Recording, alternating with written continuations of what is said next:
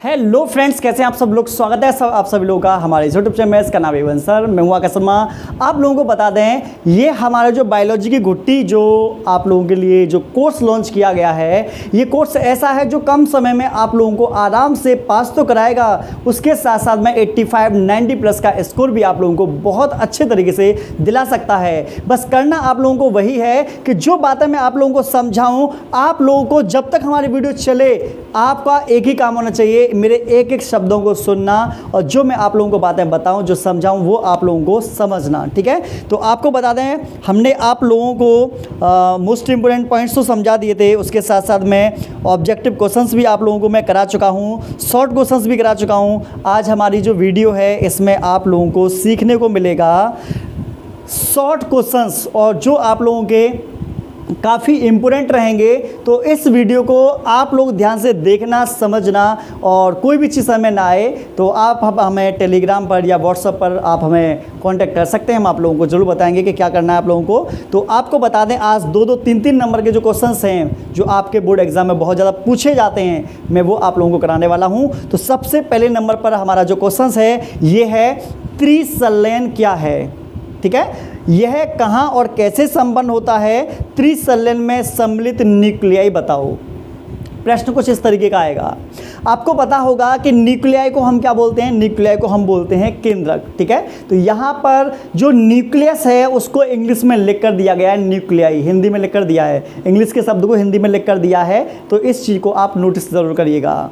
अथवा करके मैंने बोला है इसमें कि दोहरा निषेचन क्या होता है। तो दोहरा निषेचन आपके पेपर में बहुत ज़्यादा पूछा जाता है, तो ये भी आप लोगों को पता होना चाहिए कि दोहरा निषेचन क्या होता है। तो इसके ऊपर हम डिस्कस करने वाले हैं। तो सबसे पहले हम आप लोगों को बता दें, देखो समझना, सभी लोगों से कह रहा हूँ मैं, सब लोग समझने की कोशिश करेंगे कि जैसे मान लो हमारे पास ये त्रिगुणित घूर्णकोश है, घूर्णकोश। ठीक है, ऊपर की तरफ 3 केंद्रक, नीचे 2, और यहाँ अंडाणु और यहाँ द्वितीयक केंद्रक, इस तरीके से हो जाएगा। ठीक है, अब आपको बता दें कि पराग कोश से पराग कण का वर्तिकाग्र पर पहुंचना परागण कहलाता है। ये 2020 में पूछा गया था।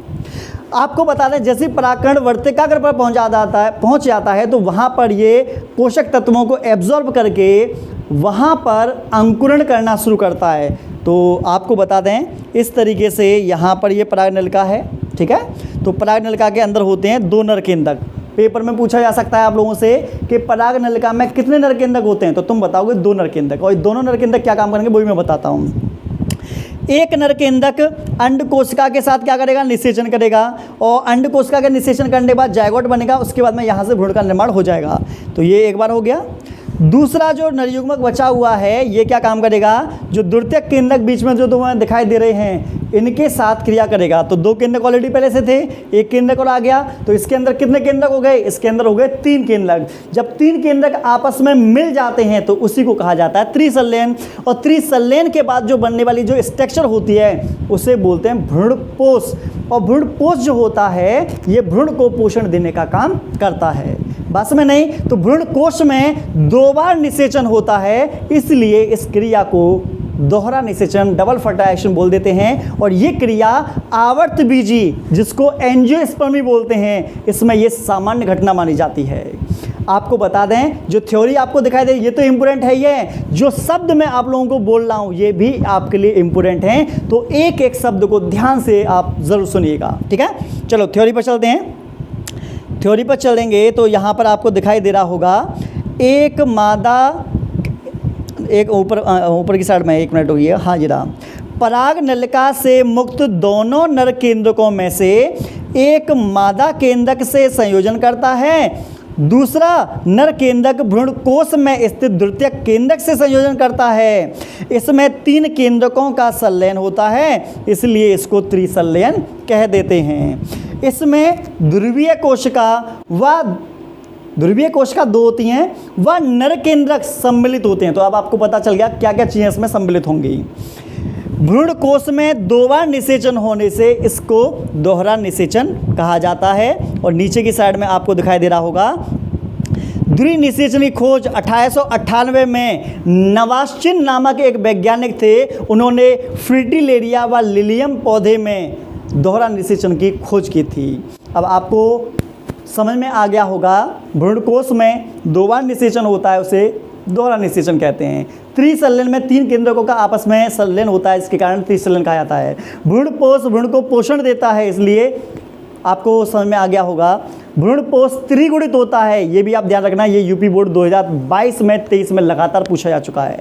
उसके साथ साथ ये आवर्तबीजी का सामान्य घटना है, ये भी आप लोग ध्यान रखना पुष्पी पौधों की, ठीक है। तो जो बातें मैं इसमें दिखा रहा हूँ ये तो इम्पोर्टेंट हैं, लेकिन जो मैं आप लोगों को बताऊंगा समझाऊंगा ये भी आपकी बहुत ज़्यादा इम्पोर्टेंट रहेंगी। तो एक एक बातों को ध्यान से आप ज़रूर समझिएगा। चलो नेक्स्ट क्वेश्चन की तरफ चलते हैं हम। दूसरा है बहुभ्रूणता पर टिप्पणी करो।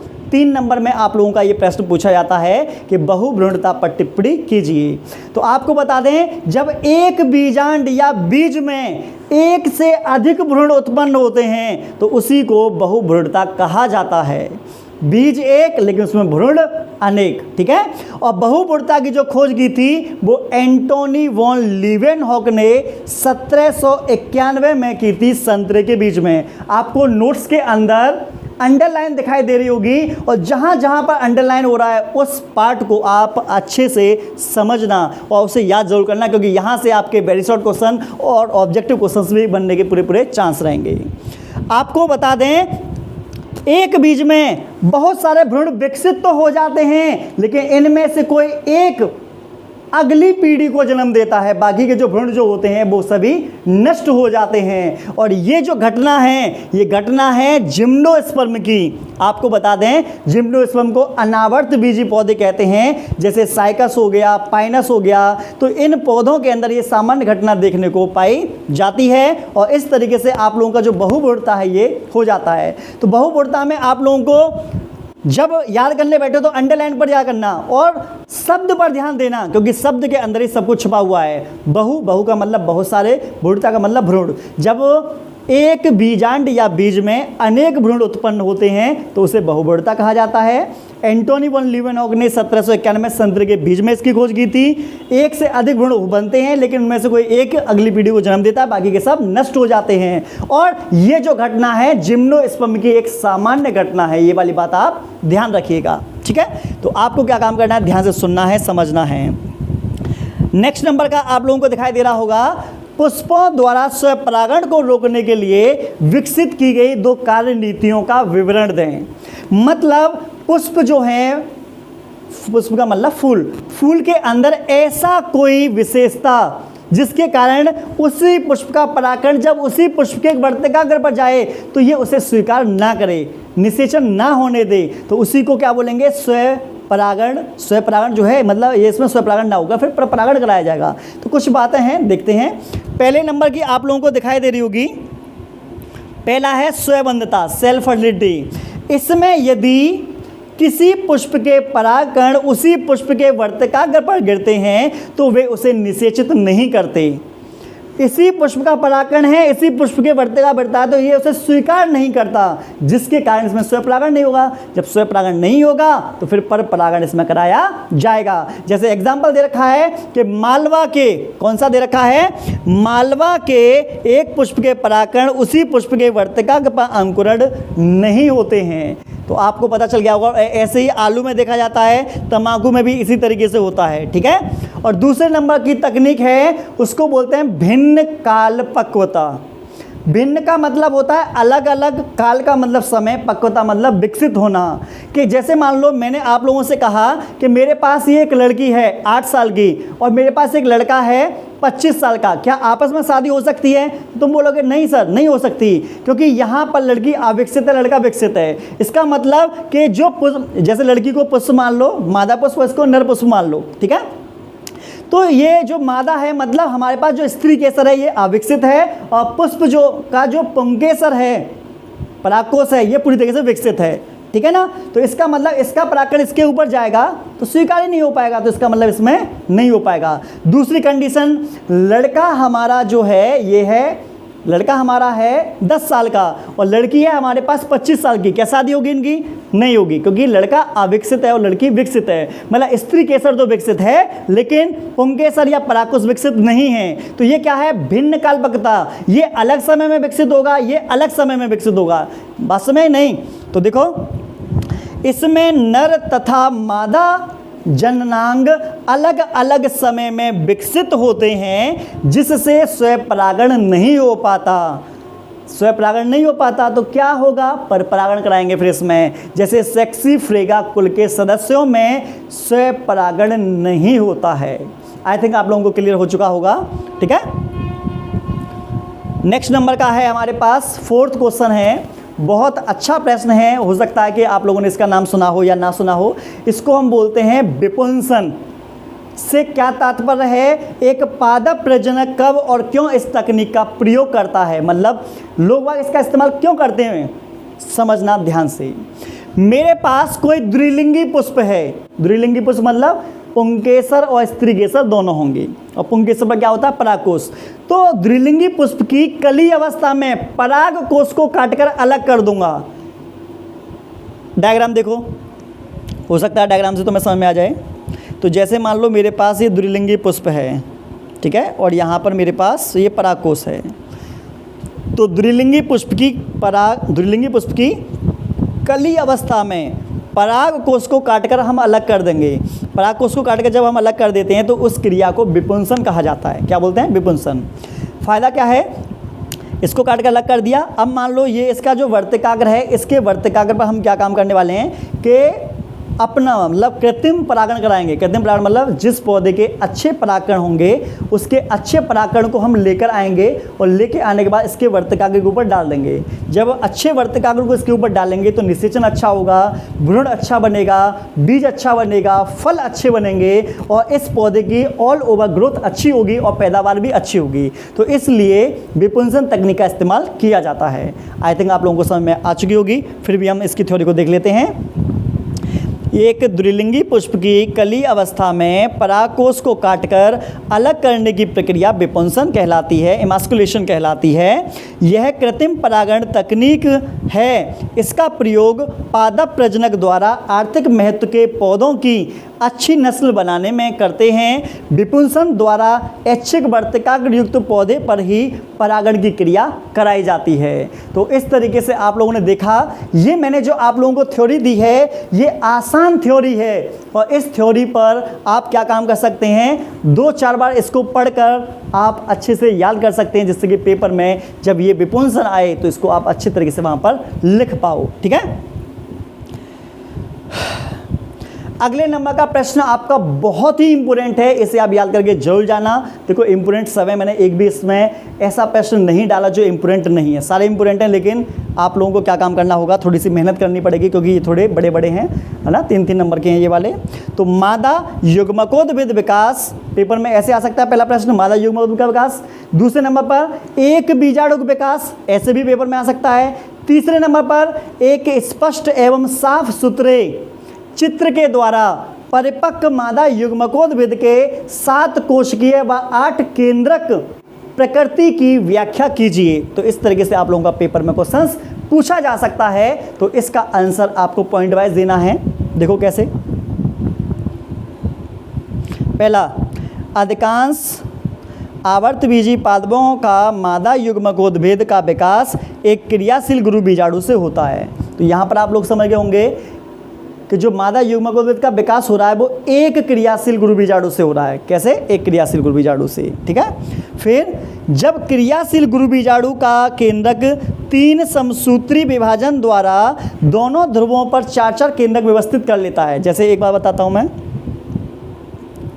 देखो, एक समसूत्री विभाजन 1 से 2, दूसरा समसूत्री विभाजन 2 से 4, और तीसरा समसूत्री विभाजन और 4 से बन जाएंगे 8। कितने बन जाएंगे, 8। ये एक है पूरा, ठीक है। तो अब आप समझ गए होंगे कि इसमें जो क्रियाशील गुरु बीजाणु था उसमें 3 बार समसूत्री विभाजन होगा। 3 बार समसूत्री विभाजन होने के बाद में दोनों ध्रुवों पर ऊपर की तरफ 4 केंद्रक और नीचे की तरफ 4 केंद्रकों का विकास हो जाएगा। अब जो ऊपर 4 केंद्रक हैं उनमें 3 ऊपर रह जाएंगे, 1 बीच में आएगा, नीचे भी 3 नीचे रह जाएंगे और 1 बीच में आएगा। जो 2, तो एक कोशिका के अंदर, किसमें, एक कोशिका के अंदर, देखो अभी मैं बताता हूँ, तीसरा पॉइंट देख लो, यह विभाजन वास्तव में मुक्त केंद्रीय होता है क्योंकि विभाजन के तुरंत बाद कोशिका भित्ति नहीं बनती। 8 केंद्रक संरचना में बीजांडदार की ओर एक अंडकोशिका, 2 सहायक कोशिका मिलकर अंड उपकरण बनाती हैं। मोस्ट इंपोर्टेंट है ये वाला पॉइंट, चौथे वाले पॉइंट पर आप इंपोर्टेंट लगा दो, टिक कर लो। ये पेपर में आपके ऑब्जेक्टिव में वेरी शॉर्ट क्वेश्चन में पूछा जा सकता है। आपको बता दें इसका मतलब क्या है वो मैं तुम्हें सिखा दे रहा हूं। जैसे ये है हमारे पास, ठीक है। अब मैंने क्या काम किया, और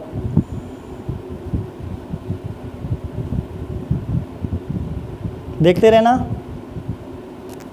ऊपर की तरफ 3 कोशिकाएं हैं, ऊपर की तरफ जो बीजांड द्वार की तरफ ऊपर एक मिनट, ऊपर निभाग सूर्य के तरफ 3 कोशिकाएं होंगी जिन कोशिका को बोलेंगे प्रतिमुख कोशिका। नीचे की तरफ 2 कोशिकाएं हैं उनको सहायक कोशिका बोलेंगे। इसके पास एक कोशिका उसको अंड कोशिका बोलेंगे। अंड कोशिका सहायक कोशिका आपस में मिलकर अंड उपकरण बनाएंगी। बीच में जो केंद्रक है उसको द्वितीयक केंद्रक बोलेंगे और कोशिका को ध्रुवीय कोशिका हम बोल देंगे। तो इसमें आप लोगों को 7 कोशिकाएं व 8 केंद्रक दिखाई देंगे। गौर से देखना, 1 2 3 4 5 6 7, तो 7 हमारे पास क्या हैं, कोशिकाएं हैं, और केंद्रक 8 होंगे क्योंकि 3 ऊपर 3 नीचे और 2 इसके अंदर होंगे, तो 8 केंद्रक हो जाएंगे। आप देख पा रहे होंगे निभाग कैलाजा की तरफ 3 कोशिकाएं प्रतिमुख कोशिकाएं होती हैं और दोनों ध्रुवों में एक एक केंद्रक मध्य में आकर द्वितीयक केंद्रक का निर्माण करता है। आप लोगों को ये डायग्राम दिखाई दे रहा होगा। इस प्रकार 7 कोशिकीय 8 केंद्रक वाली संरचना को भ्रूण कोश या मादा युग्मकोद्भिद बोलते हैं। और इसमें आप लोग देख पा रहे होंगे कि एक गुरु बीजाणु है, इसमें 1 से 2, 2 से 3, तो 3 से मतलब 3 बार समसूत्री विभाजन हुआ है। उसके बाद में 1 से 2, 2 से 4, 4 से 8 हमारे पास गुरु बीजाणु, इसमें विभाजन के बाद में 8-8 केंद्रक व्यवस्थित हुई हैं। उसके बाद में डायग्राम को आप देख पा रहे होंगे, डायग्राम में आपको यही दिखाई दे रहा होगा कि निभाग की तरफ 3 प्रतिमुख कोशिकाएं, बीजांड द्वार की तरफ 2 सहायक कोशिका, 1 अंड कोशिका, बीच में ध्रुवीय कोशिका भी दिखाई दे रही होगी। इस तरीके से इसमें 7 कोशिकाएं और 8 केंद्रक पाए जाते हैं। और ये काफ़ी ज़्यादा इम्पोर्टेंट है क्योंकि पेपर में ये बार बार पूछा जा रहा है अलग अलग तरीके से, जैसा कि मैंने आप लोगों को दिखाया भी था। थ्योरी बहुत अच्छी है, बस थ्योरी को याद तो आप लोगों को भाई करना पड़ेगा, क्योंकि जब तक आप थ्योरी याद नहीं करेंगे तब तक आपका काम नहीं चलने वाला। क्योंकि पढ़ाई तो सब लोग कर रहे हैं, लेकिन अच्छे तरीके से पढ़ाई अब आप लोगों को कर लेनी चाहिए। और इतना बड़ा कंपटीशन है, 55 लाख से कहीं ज़्यादा बच्चे हैं यूपी बोर्ड में, और आपका कंपटीशन 55 लाख लोगों से है। तो इतना बड़ा कंपटीशन है, इतना बड़ा बोर्ड एग्ज़ाम पूरे विश्व में विख्यात है, ये एशिया का सबसे बड़ा एग्ज़ाम है ये वाला। तो आप लोगों को समझ में आना चाहिए कि मेहनत तो करनी पड़ेगी। आगे देखते हैं कि अगला है असंग जनन क्या है, इसका क्या महत्व है। अलैंगिक जनन की एक ऐसी विधि, तो असंग जनन अलैंगिक विधि की विधि होती है, अलैंगिक जनन की एक विधि होती है जिसमें नए पौधे का निर्माण युग्मकों के बिना मिलने ही हो जाता है। मतलब कोई नया पौधा बनेगा लेकिन उसके अंदर युग्मकों का क्या नहीं होगा, निर्माण नहीं होगा, युग्मक आपस में नहीं मिलेंगे, ठीक है। तो उसी को असंग जनन कहते हैं। और इसकी खोज जो की गई थी विंकलर द्वारा की गई थी 1908 में। इसके 2 पॉइंट्स हैं जो काफ़ी इंपॉर्टेंट हैं। इसमें गुणसूत्रों का विसंयोजन व पुनः संयोजन नहीं होता। क्यों? क्योंकि आप लोग ये वाली बात जानते हो, क्या जानते हो, जब इसके अंदर युग्मक आपस में मिल ही नहीं रहे तो विसंयोजन, गुणसूत्रों का आदान प्रदान कहाँ से होगा, गुणसूत्र का पुनः संयोजन कहाँ से होगा, जब गुणसूत्र ही नहीं मिल रहे हैं तो, ठीक है। दूसरा, इसमें पौधे के लाभदायक गुणों को लंबे समय तक सुरक्षित रखा जा सकता है। आप लोगों को बता दें कि हमारे पास इन पौधों में जब निषेचन ही नहीं हो रहा तो बदलाव कहाँ से आएगा। जैसे मेरे पास मान लो ये घड़ी है, इस घड़ी को मैं यहाँ रख देता हूँ, यहाँ मैंने रख दिया, यहाँ इस घड़ी को मैं रख दिया, तो क्या ये घड़ी अब यहाँ से हट सकती है? आपको पता होगा कि जड़त्व का नियम न्यूटन साहब ने दिया भी था और उन्होंने बताया था कि जब तक इसमें बाह्य बल ना लगे तब तक ये अपनी स्थिति में बदलाव नहीं कर सकती, ठीक है। उसी तरीके से कि जब हमारे पौधे के अंदर निषेचन नहीं हो रहा, गुणसूत्रों का आदान प्रदान नहीं हो रहा, तो उनके अंदर बदलाव नहीं होगा, विभिन्नताएं नहीं आएंगी, तो जो इनका गुण है वो इनके अंदर गुण लंबे समय तक बना रहेगा। आई थिंक आप लोगों को समझ में आ जाना चाहिए। अगला पॉइंट काफ़ी इंपॉर्टेंट है और ये पॉइंट आप लोगों का बोर्ड एग्जाम में 2023 में पूछा भी जा चुका है। वायु परागण पुष्पों की विशेषता लिखिए। क्या है पता है? बताते हैं। पहले वायु परागण जानते हैं। मेरे पास ये पुंकेसर है, ये स्त्री केसर है। जब पराग कोश से परागकण वर्तिकाग्र पर पहुंचता है वायु द्वारा तो उसे बोलेंगे वायु परागण। जब परागण की क्रिया वायु द्वारा होती है तो उसी को हम वायु परागण बोल देते हैं। अब देखो, जैसे अनाज में, अनाज तो तुम जानते होंगे, अनाज बताने की जरूरत नहीं है, अनाज खाते तो होंगे आप लोग, नहीं खाते क्या? जरूर खाते होंगे। दूसरा है जिम्नोस्पर्म में साइकस और पाइनस, नाम सुना होगा आप लोगों ने, ठीक है ना। पॉइंट देखते हैं। पहला, ये बहुत अधिक छोटे हल्के होते हैं और समूह में रहते हैं। अरे हल्के हैं, समझ रहे हो, छोटे हैं, समझ रहे हो। 2023 का पेपर उठा के देख लेना, उसमें पूछा गया है ये वाला। दूसरे नंबर पर ये पुष्प अनाकर्षक, अनाकर्षक मतलब ये कीटों को अपनी ओर आकर्षित नहीं करते। सुगंध रहित, इनमें खुशबू नहीं होती। ये मकरंद रहित, इनमें फूलों का रस भी नहीं होता है। आई थिंक समझ में आ जाना चाहिए आपको। तीसरा पॉइंट, इसमें परागकण शुष्क व जलरोधी होते हैं और इनमें बीजांड, एक बीजांड होता है। पेपर में पूछा गया था कि अनेक बीजांड होते हैं, लेकिन वास्तव में एक बीजांड होता है। तो आपको बता दें, ये एक बीजांड वाला जो है ये पेपर में आया था 2023 में। अगला पॉइंट, परागकण इनमें बहुत अधिक बनते हैं। क्यों अधिक बनते हैं? क्योंकि वायु परागण होता है तो इधर उधर गिरकर बिखर जाते हैं, इसलिए बेकार हो जाते हैं। क्योंकि वायु में बिखर कर इनकी हानि बहुत अधिक होती है, मतलब बहुत ज़्यादा मात्रा में इनकी हानि भी हो जाती है, इसलिए ज़्यादा मात्रा में परागकणों को बनाना शुरू करते हैं। घास में, घास तो जानते होंगे ना, बहुत से लोग बोलते हैं तेरी बुद्धि का घास चलने गई है, तो उसी घास की बात कर रहा हूँ मैं। घास में वायु परागण सर्वथा सामान्य व दिशा विहीन होता है, मतलब इसकी कोई दिशा नहीं होती। घासों में हमेशा परागण की क्रिया वायु द्वारा हुई है और होती रहेगी, इसका मतलब ये है। और यहाँ पर इसमें आप लोगों को जो पॉइंट्स दिखाई दे रहे हैं, तो इसमें जो रेड कलर के जो पॉइंट्स हैं, इन पॉइंट्स को आप ध्यान से पढ़ना, समझना, क्योंकि ये आपके की पॉइंट हैं। इस पूरी थ्योरी के की पॉइंट ये हैं, तो इन पर आप ज़्यादा ध्यान देना, जहाँ अंडरलाइन हो रहा हो और जिस जगह पर रेड कलर से लिखा गया हो, ठीक है। चलो अगला नंबर है हमारा 8वें नंबर का प्रश्न है परागकोश। परागकोश को हम लघु बीजाणुधानी बोलते हैं, गुरु बीजाणुधानी जिसको हम बीजांड बोलते हैं। इन दोनों में क्या अंतर है, इस अंतर को देखेंगे। तो देखो, परागकोश के अंदर शायद आप लोगों को पता होगा, परागकोश के अंदर 4 परतें होती हैं और बीजांड के अंदर 2 परत होती हैं, बाह्याद्यावरण और अंत्याद्यावरण। परागकोश के अंदर पराग मात्र कोशिका में सूक्ष्म बीजाणु बनते हैं, जबकि गुरु बीजाणु मात्र कोशिका में गुरु बीजाणु बनते हैं। तो इसमें गुरु बीजाणु बनेंगे और उसमें सूक्ष्म बीजाणु बनेंगे। सूक्ष्म का मतलब छोटा, गुरु का मतलब बड़ा, ठीक है। सूक्ष्म बीजाणु मात्र कोशिका के अर्धसूत्री विभाजन से परागकण बनते हैं और फिर इन्हीं परागकणों से नर युग्मकोद्भिद का विकास होता है।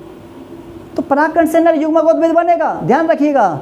जबकि गुरु बीजाणु मात्र कोशिका के अर्धसूत्री विभाजन से गुरु बीजाणु बनेगा और इसके बाद में क्या होगा, गुरु बीजाणु से भ्रूणकोश बनता है और भ्रूणकोश को ही मादा युग्मकोद्भिद हम बोल देते हैं। तो आप लोगों को बता दें, जो बीजांड है, परागकोश है, बहुत आसान है, बहुत आसान है। परागकोश और बीजांड को अगर आप पढ़ लेते हैं तो अंतर आप आसानी से कर पाओगे। और ये अंतर आप लोगों के 3-3 नंबर पर ज़बरदस्त तरीके से पूछे जाते हैं, तो आप अच्छे तरीके से रिवाइज करके जाना, पढ़कर जाना, जिससे कि आप इस प्रश्न को कर पाओ। और अगले नंबर का जो 10 वाला प्रश्न दिखाई दे रहा है ना, यकीन मानो ऐसा कोई भी एग्ज़ाम नहीं गया है 2018 से लेकर 23 तक कि जब ये प्रश्न पेपर में ना आया हो, इससे रिलेटेड क्वेश्चंस ना बने हों, ठीक है ना। चलो, एक प्रारूपी बीजांड के भागों का सचित्र वर्णन कीजिए। सचित्र समझ गए होंगे, चित्र भी बनाना है। पॉइंट वाइज है। प्रत्येक बीजांड एक पतले वृंत द्वारा बीजांड आसन से जुड़ा रहता है, जिसे बीजांड वृंत या फ्यूनिकल कहते हैं। तो देखो मैंने यहाँ पर दोनों चीज़ें दे रखी हैं, हिंदी और इंग्लिश, और जो इंग्लिश के शब्द हैं वो पेपर में हिंदी में लिख कर दे सकते हैं, तो इसलिए आप हिंदी और इंग्लिश दोनों के वर्णों को पढ़कर ज़रूर जाइएगा, ठीक है। दूसरा है जो पेपर में लगातार 3 साल से आ रहा है, वह स्थान जहाँ बीजांड ग्रंथ बीजांड के शरीर से जुड़ा रहता है उसे नाभिका या हाइलम कहते हैं। भाई तुम पेपर उठा के देख लो, प्रीवियस ईयर का पेपर उठा के देख लो, या आप सैम्पल पेपर उठा के देख लो, ये 101% आप लोगों को दिखाई दे जाएगा पेपर में, 101%। और अभी भी हाफरली और प्री बोर्ड एग्जाम में मिलेगा ये। अगला है बीजांड का अहम भाग मृदुतक कोशिकाओं का बना होता है, जिसमें प्रचुरता से खाद्य पदार्थ एकत्रित होते हैं, उसे बीजांडासन या न्यूसेलस कहते हैं। पेपर में पूछा जाता है कि न्यूसेलस किसे कहते हैं, तो बताएंगे ये बहुत बीजांड का अहम भाग है, इसमें मृदुतक कोशिका का बना होता है, इसमें भोजन इकट्ठा होता है, उसी को हम न्यूसेलस बीजांड का बोल देते हैं। बीजांड 2 अध्यावरणों से घिरा होता है, 2 अध्यावरण होंगे, सबसे बाहर वाला अध्यावरण वाह्य अध्यावरण, अंदर वाला अंत्य अध्यावरण, और उसके अंदर बीज होगा, ठीक है। चलो मतलब बीजांड है, जो बीजांड से ही बीज बनता है, शायद पता होना चाहिए आप लोगों को। बीजांड के आधारीय भाग को निभाग कहते हैं, निभाग कहते हैं, और निभाग वाले ध्रुव की तरफ 3 कोशिकाएं होती हैं, उनको प्रतिमुख कोशिकाएं बोलते हैं। पहला प्रश्न यही था, ऑब्जेक्टिव चेक करके देख लेना इसमें। बीजांड के आधारीय भाग के विपरीत सिरे पर अध्यावरण नहीं होता, अनुपस्थित होता है, इस कारण वहाँ छोटा सा छिद्र बन जाता है, जिसे बीजांड द्वार या माइक्रोफाइल कहते हैं। और आप लोगों को बता दें, जब हम चना को पानी में भिगो देते हैं तो वो पानी एब्जॉर्ब करता है ना, बीज के अंदर जो पानी जहाँ से जाता है उसी को हम बीजांड ग्रंथ बोलते हैं। पानी जाने के बाद में उसके अंदर की जो क्रियाएं होती हैं वो एक्टिव हो जाती हैं, उसके बाद हम बीज अंकुरण करना स्टार्ट कर देता है। लास्ट पॉइंट, कभी कभी कुछ बीजों में जैसे कि काली मिर्च, अरंड, चकुंदर में बीजांडकाय भी शेष रह जाता है, जिसे परिभ्रूणपोष पेरिस्पर्म कहते हैं। और पेरिस्पर्म पेपर में हिंदी में लिख कर देगा, आपको बता दें, ठीक है। तो इसलिए आप लोगों को दोनों शब्द ध्यान देंगे, और ये काली मिर्च, अरंड, चुकंदर, इन पर भी आप लोग ध्यान देना।